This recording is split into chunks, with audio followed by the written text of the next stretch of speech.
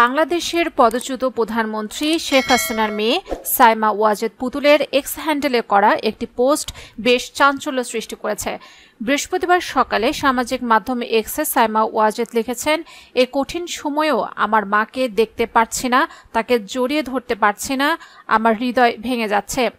BBC জানতে পেরেছে সাইমা ওয়াজেদ মঙ্গলবারই দিল্লিতে এসে পৌঁছেছেন। সেক্ষেত্রে দিল্লি আসার পরেও কেন তিনি তার মা শেখ হাসিনার সাথে দেখা করতে পারেননি, নাকি তাকে ভারতীয় কর্তৃপক্ষ দেখা করার অনুমতি দেয়নি তা নিয়ে প্রশ্ন উঠছে। গত সোমবার যখন নাটকীয় ঘটনা প্রবাহের মধ্য দিয়ে শেখ হাসিনাকে পদত্যাগ করে হেলিকপ্টারে দেশ ছাড়তে হয়, তখন সাইমা ওয়াজেদ থাইল্যান্ডে ছিলেন। কিন্তু শেখ হাসিনা দিল্লির কাছে হিন্ডনে অবতরণ করার কয়েক ঘন্টা পরেই সাইমা ওয়াজেদও দিল্লির উদ্দেশ্যে রওনা দেন বলে বিবিসি জানতে পারে।